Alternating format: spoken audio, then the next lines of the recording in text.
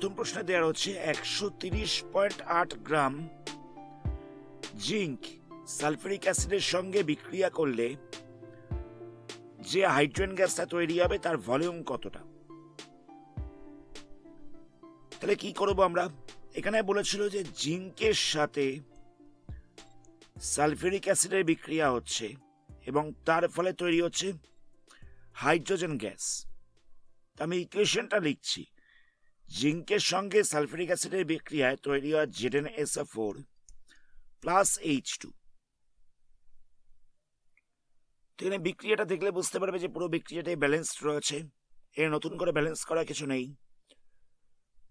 তোমাদের কি কি জিজ্ঞেস করছে দেখো, জিঙ্কের পরিমাণটা দেওয়া রয়েছে, বলছে কত আয়তন হাইড্রোজেন গ্যাস তৈরি হবে। তো আমাদের কি করতে হবে, এই দুটোর মানে যে দুটো নিয়ে ক্যালকুলেশন করতে হবে সেই দুটোর আমরা মলিকুলার ওয়েট বা আণবিক ভরটা বার করব।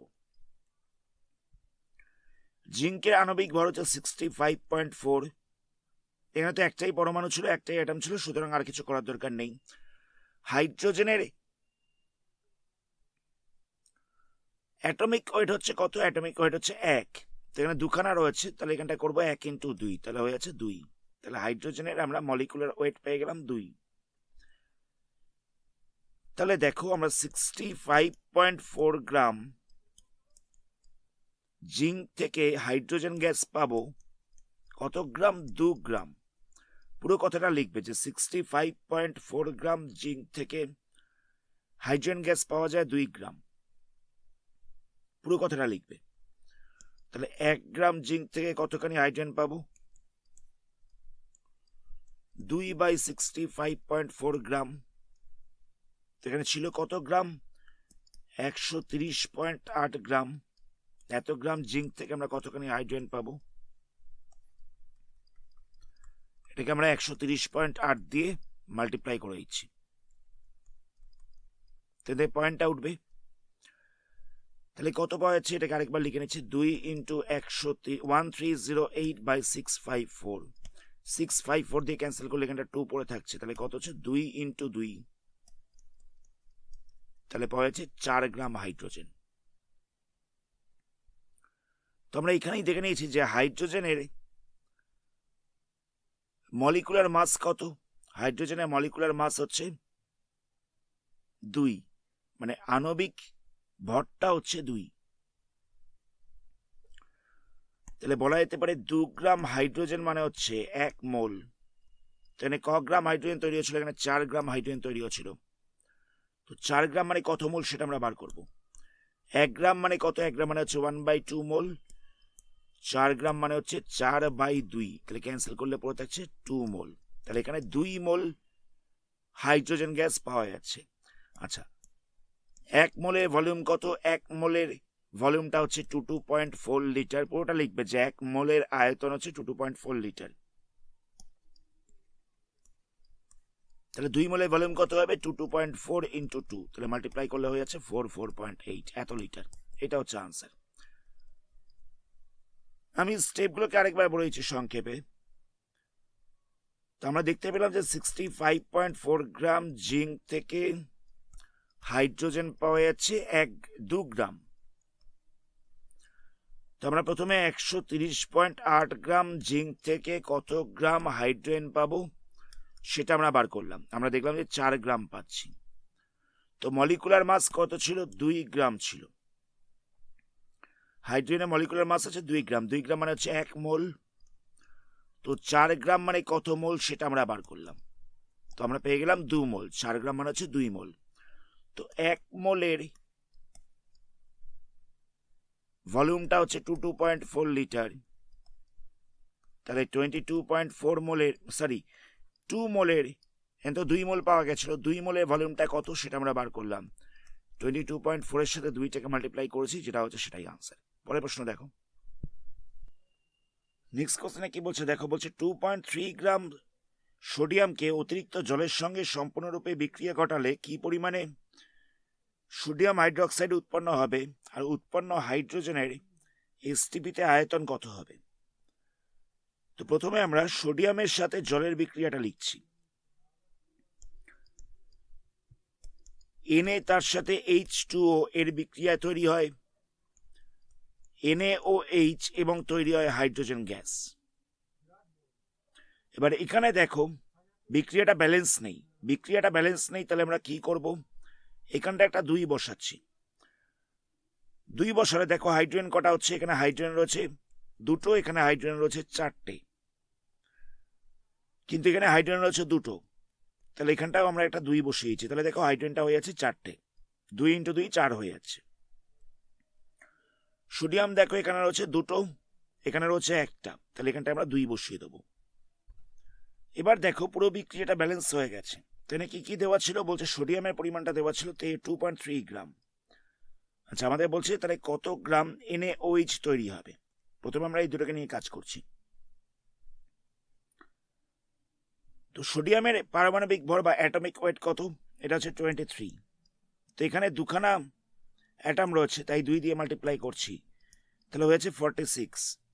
আচ্ছা, সোডিয়াম তো বললাম 23, অক্সিজেন হচ্ছে 16, হাইড্রোজেনটা হচ্ছে 1, এই পুরোটার হচ্ছে কত, পুরোটার হচ্ছে 2টো, তাহলে কত হচ্ছে এখান থেকে পাওয়া যাচ্ছে 2 × 40, তাহলে হয়ে যাচ্ছে 80। তাহলে দেখো এবার দেখে বোঝাই যাচ্ছে যে 46 গ্রাম Na থেকে আমরা NaOH পাবো কত গ্রাম, 80 গ্রাম পেয়ে যাব।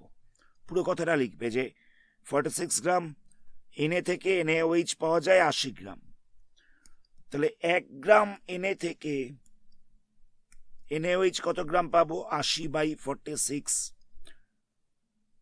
তাহলে বলছে 2.3 গ্রাম Na থেকে কত গ্রাম NaOH পাবো, তাহলে কি করব, 80 × 2.3/46, পয়েন্টটা তুললে এখানে একটা 10 বসবে, 0টাকে ক্যান্সেল করা যাবে, 23 দিয়ে ক্যান্সেল করলে এখানে 2 পড়ে থাকছে, 2 দিয়ে ক্যান্সেল করলে এখানে 4 পড়ে থাকছে, তাহলে 4 গ্রাম NaOH পাওয়া যাচ্ছে। এটা হচ্ছে একটা আনসার। আচ্ছা, এটারই আরেকটা পার্ট রয়েছে, সেখানে বলছে যে হাইড্রোজেন গ্যাসটা উৎপন্ন হবে তার ভলিউমটা কতটা হবে। তাহলে কি করবো, আমরা সেম রিয়াকশনটাকে আরেকবার লিখছি, 2 × Na + 2 × H2O, এখান থেকে হচ্ছে NaOH, 2NaOH + H2, তো এটার তো আমরা মলিকুলার ওয়েটটা পেয়ে গেছি, মানে আণবিক ভরটা পেয়ে গেছি, সেটা হচ্ছে 46। এটা কত হচ্ছে, এটা হয়ে যাচ্ছে 2 × 1, তাহলে হচ্ছে 2, তাহলে কত হচ্ছে দেখো, আমরা দেখতে পাচ্ছি 46 গ্রাম Na থেকে হাইড্রোজেন পাওয়া যায় 2 গ্রাম, এত গ্রাম Na থেকে হাইড্রোজেন পাওয়া যাচ্ছে 2 গ্রাম। তো আমরা প্রথমে দেখব 2.3 গ্রাম Na ছিল, সেখান থেকে আমরা হাইড্রোজেন পাবো কতটা, তাহলে কত হবে, এটা হয়ে যাচ্ছে 2/46, 2.3 গ্রাম থেকে কতটা পাবো, এটা হয়ে যাচ্ছে 2 × 2.3/46, পয়েন্ট তুললে এখানে একটা 10 বসবে, 23 দিয়ে ক্যান্সেল করলে এখানে 2 হচ্ছে, 2 দিয়ে ক্যান্সেল করা আছে, তাহলে হয়ে যাচ্ছে 0.1 গ্রাম, এটা ছিল 1/10, তাহলে হয়েছে 0.1 গ্রাম। তো এবার দেখো হাইড্রোজেনের আণবিক ভর কত, 2 × 1, মানে এটা হয়ে যাচ্ছে 2, তাহলে এটা হয়ে যাচ্ছে মলিকুলার ওয়েট, তাহলে 2 গ্রাম H2 মানে হচ্ছে 1 মোল, তাহলে 1 গ্রাম H2 মানে কত হবে, 1/2 মোল, তো এখানে H2 পাওয়া গেছে কতখানি, 0.1 গ্রাম, 0.1 গ্রাম H2 মানে কত মোল হচ্ছে, এখানে হচ্ছে 0.1 × 1/2, আচ্ছা পয়েন্টটা তুললে তলায় একটা 10 বসবে,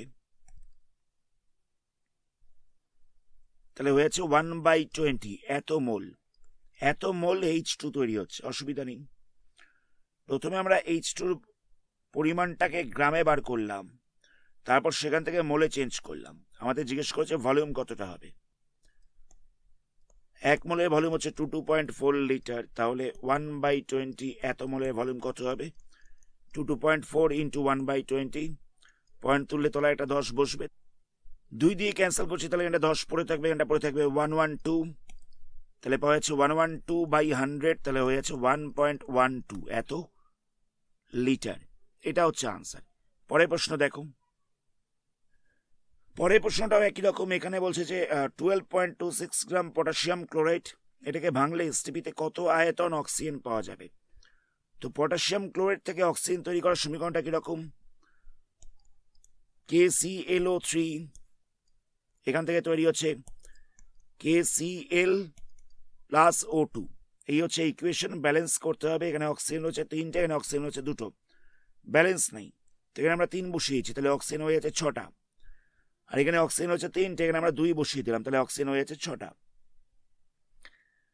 এখানে KCl দেখো 2টো রয়েছে, এখানে KCl হচ্ছে 1টা, 2 করে দিলাম, এবার ব্যালেন্স হয়ে গেছে। তোমরা পুরো ব্যালেন্স সহ সমীকরণটাকে মনে রাখতে পারো, অথবা যারা ব্যালেন্স করে নিতে পারবে তারা শুধুমাত্র ইকুয়েশনটাকে মনে রাখবে, তারপরে ব্যালেন্স করে নেবে। যারা ব্যালেন্স মনে রাখতে মানে ব্যালেন্স করতে পারবে না, তারা ব্যালেন্সটাকে মুখস্থ করে নেবে, ব্যালেন্স সহ সমীকরণটাকে মুখস্থ করে নেবে। আচ্ছা, পটাশিয়াম কত, পটাশিয়ামটা হচ্ছে 39, ক্লোরিনটা হচ্ছে 35.5, অক্সিজেনটা হচ্ছে 16, কটা রয়েছে, 3টে রয়েছে, তাই 3 দিয়ে গুণ করব। পুরোটাকে আমরা 2 দিয়ে মাল্টিপ্লাই করছি, কেননা বাইরেটা 2 রয়েছে। আচ্ছা, এই যে মানগুলো, এইগুলো কিন্তু সবসময় দেওয়া থাকে না পরীক্ষার সময়, এগুলোকে মুখস্থ করে যাওয়াই ভালো। তাহলে এখান থেকে কত পাওয়া যাচ্ছে, এখান থেকে পাওয়া যাচ্ছে 122.5, তাহলে মাল্টিপ্লাই করলে কত হচ্ছে 245, এটাকে মাল্টিপ্লাই করলে হয়ে যাচ্ছে 245 এত গ্রাম। আচ্ছা, এখানে গ্রাম লিখলাম না আমরা, আমাদের বলেছে অক্সিজেনের পরিমাণ বার করতে, তাহলে অক্সিজেনটাকে আমরা কি করে বার করব, 16 × 2, অক্সিজেনের পারমাণবিক ভর বা অ্যাটমিক ওয়েটটা হচ্ছে 16, 2টো রয়েছে তাই 2 দিয়ে মাল্টিপ্লাই করলাম, আবার বাইরেটা 3 রয়েছে তাই 3 দিয়ে মাল্টিপ্লাই করবো, তাহলে কত হবে 96, তাহলে অক্সিজেনটা হয়েছে 96। এবার আমরা কি করব, তাহলে বলা যেতে পারে যে 245 গ্রাম এত KClO3 থেকে অক্সিজেন পাওয়া যাচ্ছে 96 গ্রাম, তাহলে 1 গ্রাম KClO3 থেকে অক্সিজেন পাওয়া যাবে কত, 96/245।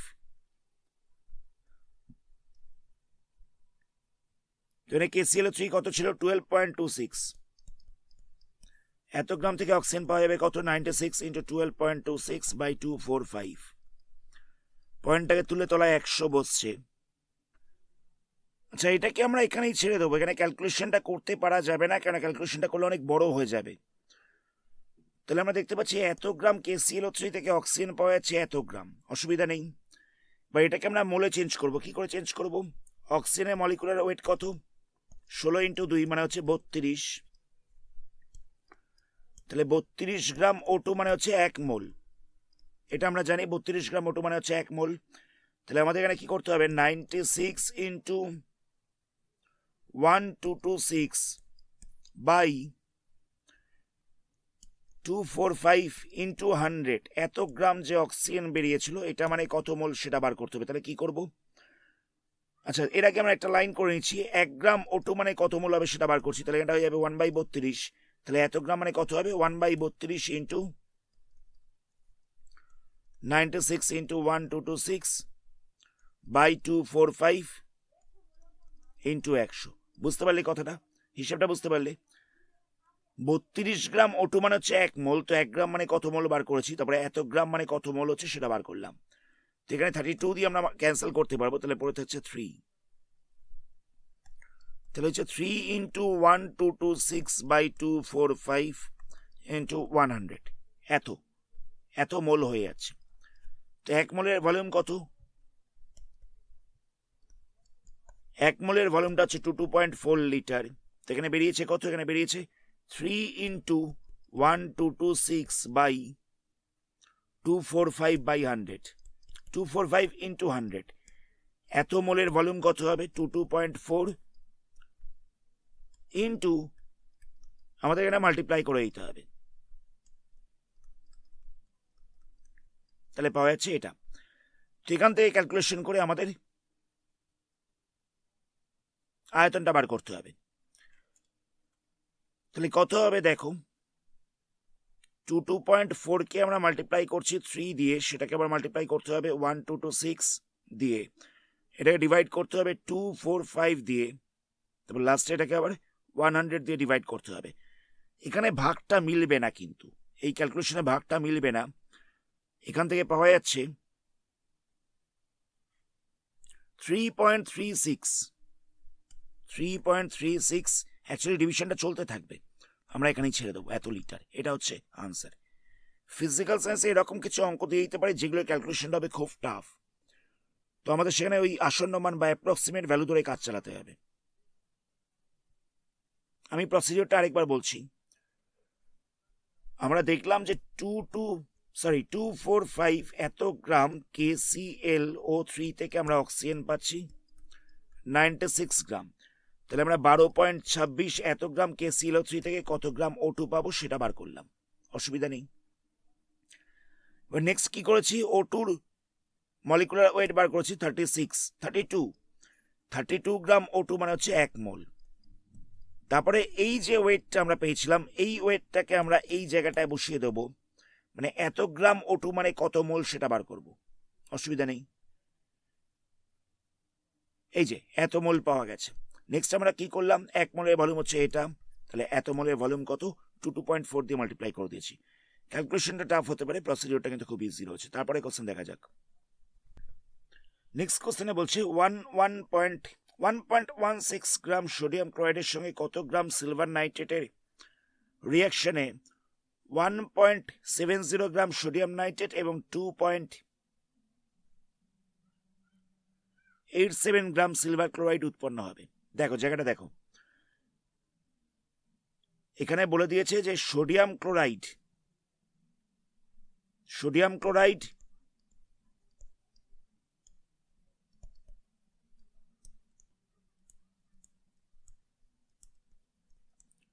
তার সাথে রিয়াকশন করছে কে, সিলভার নাইট্রেট।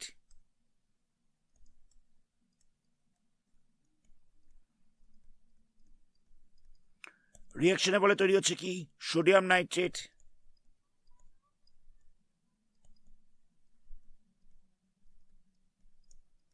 আর তৈরি হচ্ছে কি, সিলভার ক্লোরাইড।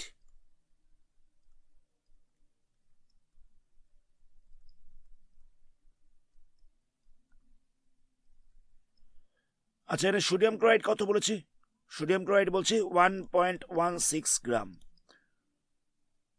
সিলভার নাইট্রেটটা দেওয়া নেই, সিলভার নাইট্রেটটা আমরা ধরে নিচ্ছি x গ্রাম। সোডিয়াম নাইট্রেট কত বলছে, সোডিয়াম নাইট্রেট বলছে 2.87 গ্রাম,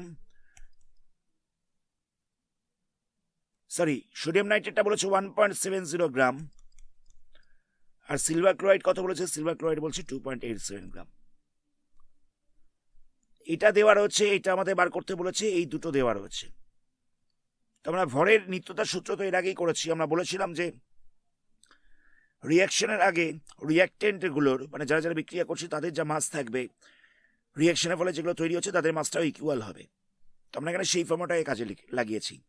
যারা যারা রিয়াকশন করেছে তাদের যা মাস হবে, বিক্রিয়ার ফলে যেগুলো তৈরি হচ্ছে, রিয়াকশনের পরে যেগুলো তৈরি হচ্ছে তাদের মাসটাও সেম হবে।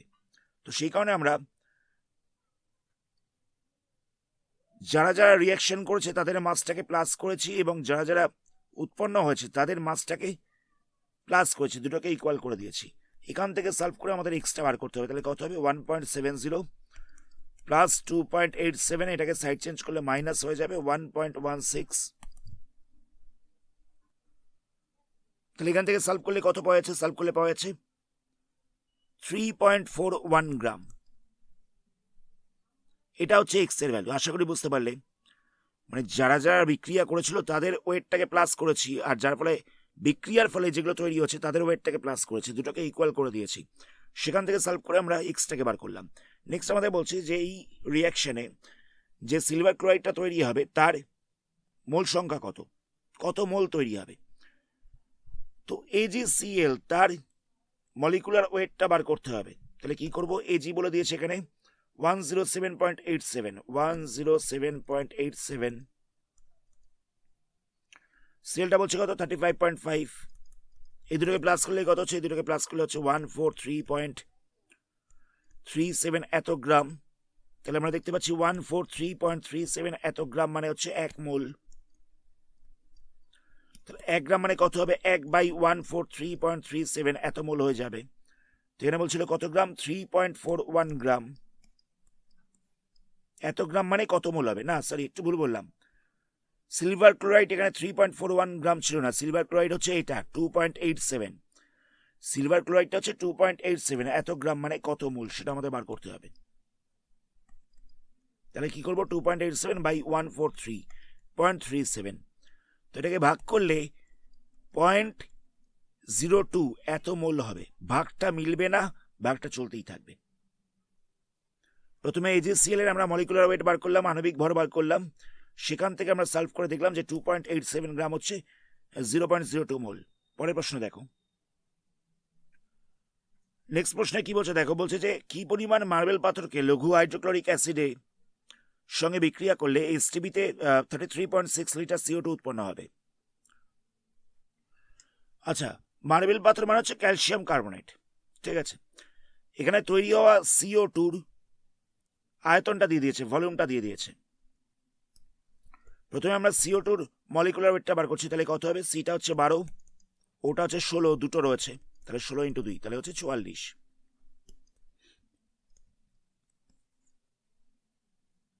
আচ্ছা, আমরা জানি যে 2.4 লিটার এত ভলিউম হবে কার না 1 মোলের, এটা আমরা প্রথমে বলেছি 2.4 লিটার ভলিউম হবে 1 মোলের। তাহলে 1 লিটার ভলিউম হবে কত মোলের, 1/2.4 মোলের। তাহলে বলছে 33.6 লিটার এত ভলিউম বলে দিয়েছিল, এটা মানে কত মোল হবে সেটা আমরা বার করলাম। এখান থেকে পাওয়া যাচ্ছে 1.5 মোল, এত দিয়ে অসুবিধা নেই।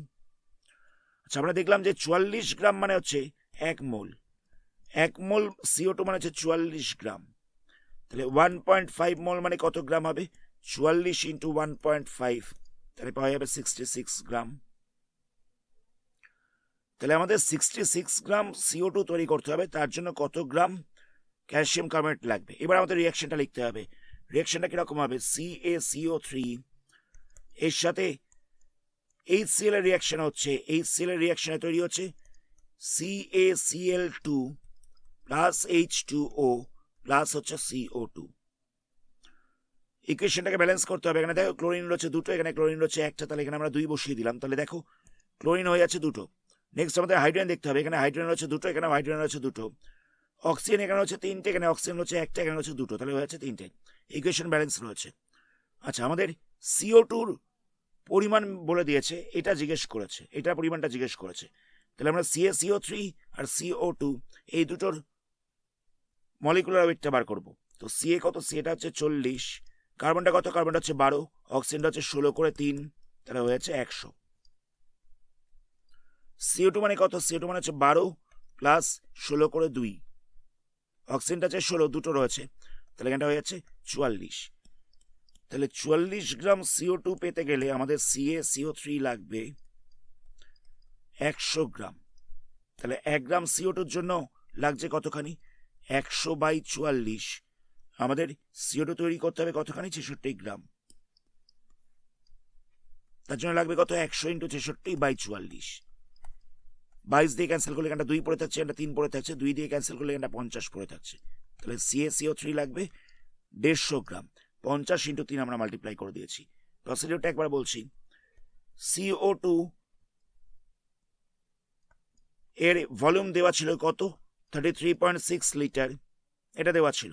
এটাকে আমরা মোলে কনভার্ট করলাম, মোলে চেঞ্জ করলাম, মোলে দেখলাম যে 1.5 মোল হচ্ছে। নেক্সট আমরা কি করলাম, এটাকে গ্রামে চেঞ্জ করলাম, গ্রামে দেখলাম 66 গ্রাম হচ্ছে। নেক্সট আমরা কি করেছি, দেখলাম যে 44 গ্রাম CO2 থেকে 44 গ্রাম CO2 তৈরি করতে গেলে CaCO3 লাগে 100 গ্রাম। তো তাহলে 66 গ্রাম CO2 তৈরি করতে গেলে CaCO3 লাগবে কত গ্রাম, 150 গ্রাম লাগবে। এটা হচ্ছে আনসার। পরের প্রশ্ন দেখো, এখানে বলছে 1.7 গ্রাম ভরের এসটিপিতে একটি গ্যাসের আয়তন হচ্ছে 2.24 লিটার। মানে একটা গ্যাসের ভরটা বলে দিয়েছে 1.7 গ্রাম, তার ভলিউমটা কত হচ্ছে, তার ভলিউমটা হয়ে যাচ্ছে 2.24 লিটার। তাহলে বলছে ভেপার ডেন্সিটি কত। তো আমরা কি করব, 2.24 লিটার এর ওয়েটটা দেওয়া হচ্ছে কত, 1.7 গ্রাম। আমরা দেখব যে 22.4 লিটার এর ওয়েট কত সেটা আমরা বার করব। প্রথমে 1 লিটারে বার করছি, তাহলে হয়ে যাবে 1.7/2.24। নেক্সট বার করছি 2.4 লিটার, তার কত হবে 1.7 × 22.4/2.24। অসুবিধা নেই, এখান থেকে পয়েন্ট তুললে একটা 10 আসবে, এখান থেকে পয়েন্ট তুললে একটা 10 আসবে, এখান থেকে পয়েন্ট তুললে উপরে 100 যাবে। দুটো জিরোকে ক্যান্সেল করা যাচ্ছে, 224টাকে ক্যান্সেল করা যাচ্ছে, তাহলে পাওয়া যাচ্ছে 17 গ্রাম। তাহলে আমরা দেখতে পেলাম যে 22.4 লিটারের ওয়েটটা বেরিয়ে যাচ্ছে 17 গ্রাম। তো 22.4 লিটার মানে কত? 22.4 লিটার মানে হচ্ছে 1 মোল। তো 1 মোলের ওয়েটটা বেরিয়ে গেছে 17 গ্রাম। তো 1 মোলের ওয়েট যদি 17 গ্রাম হয়, তাহলে মলিকুলার ওয়েট বা আণবিক ভর কত হবে? আণবিক ভরটা হয়ে যাবে 17। আণবিক ভরটাকে সংক্ষেপে এম দ্বারা লেখা হয়ে থাকে। তো আমরা এর আগেই দেখেছি যে আণবিক ভরটা হচ্ছে ভেপার ডেন্সিটির ডবল। আণবিক ভরটা হচ্ছে ভেপার ডেন্সিটির ডবল। তাহলে এম পেয়ে গেছি 17, তাহলে ডিটা কত হবে? ডি ইকুয়াল টু হয়ে যাবে 17/2, তাহলে হচ্ছে 8.5। এটা হচ্ছে আনসার। প্রসিডিউরটা আরেকবার রিপিট করছি। এখানে বলে দিয়েছিল যে 2.24 লিটার এর ওয়েটটা বলছিল 1.7 গ্রাম। তো আমরা 22.4 লিটারের ওয়েটটা বার করলাম, সেটা পাওয়া গেল 17 গ্রাম। এবার 22.4 লিটার মানে হচ্ছে 1 মোল, তাহলে 1 মোলের ওয়েট আমরা পেয়ে যাচ্ছি 17 গ্রাম। অসুবিধা নেই।